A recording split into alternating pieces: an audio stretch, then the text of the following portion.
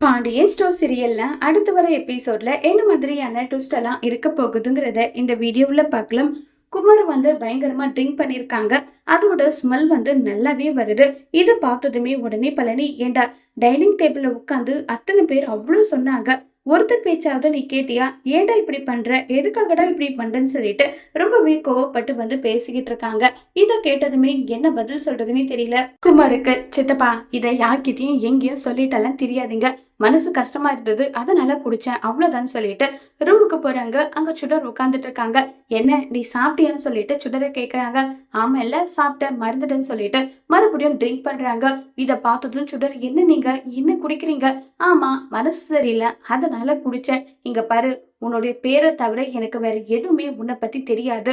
நான் வந்து அந்த அரசிய பழி வாங்கணுன்றதுக்காக தான் உன்னை நான் கல்யாணம் பண்ணிக்கிட்டேன். அவகிட்ட நான் போயிட்டு என்ன கல்யாணம் பண்ணிக்கோன்னு சொல்லி கேட்டேன். அதுக்கு அவ என்ன கல்யாணம் பண்ணிக்க முடியாதுன்னு சொன்னா.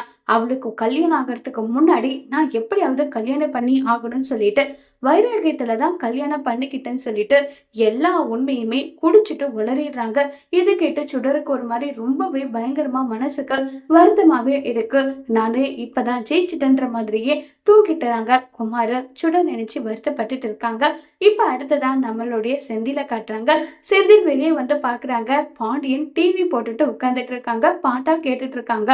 உடனே மீனாவை எதிர்ப்பி, ஏக அங்க பாத்தியா, டிவி இருக்கவே கூடாது, டிவி அட்டை பாக்ஸ்ல தான் இருக்கணும், அப்படி இப்படின்னு அப்பா ஏகப்பட்ட விஷயம் பண்ணாரு. ஆனா முதலால அவர் தான் உட்காந்து பேசிட்டு பார்த்துட்டு இருக்காருன்னு சொல்றாங்க.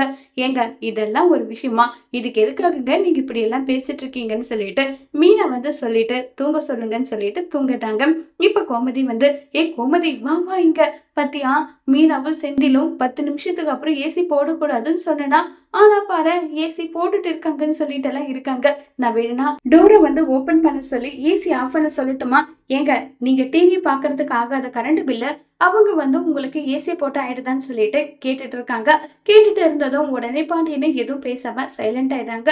இப்ப நம்ம மீனாவை காட்டுறாங்க. அடுத்த நாள் காலையில மீனா வந்து இந்த வேலைக்கு போறதே அவ்வளவு கடுப்பா இருக்கு, அப்படி இருக்கு இப்படி இருக்குன்னு மீனா சொல்லிட்டு இருக்காங்க. ஆனா நம்ம ராஜுவோட மனசுக்குள்ள ஒருவேளை நம்ம பிரெக்னெண்டா இருப்போமோ இல்லையோ இந்த மாதிரி ஒரு மைண்ட் தாட் மட்டும் தான் இருக்கு.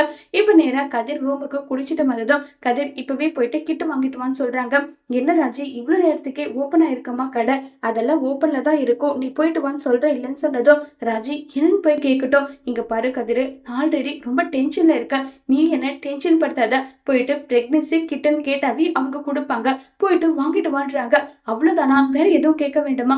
கதிரு எதுவும் கேட்காத, அது மட்டும் கேளு, வாங்கிட்டு வான்னு சொல்றதும் உடனே கதிரும் சரி நான் போயிட்டு வரேன்னு சொல்லிட்டு அங்க இருந்து கிளம்பி போறாங்க. மெடிக்கல் ஷாப் போயிடுறாங்க கதிர். ஆனா கேட்கறதுக்கு ஒரு மாதிரி சங்கோச்சமா இருக்கு.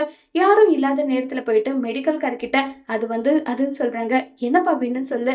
இல்ல பிரெக்னன்சி கிட் வேணும்னு சொன்னதும் உடனே அதை கொடுக்குறாங்க. கதிர் இதை நினைச்சுக்கிட்டே ரொம்ப வருத்தத்துல போறாங்க. இப்ப ராஜி நிஜமாவே பிரெக்னெண்டா இருப்பாங்களா இல்ல போலி பிரெக்னன்சியா இருக்குமாங்கிறத வரப்போற எபிசோட்ல வெயிட் பண்ணி பார்க்கலாம். தேங்க்யூ.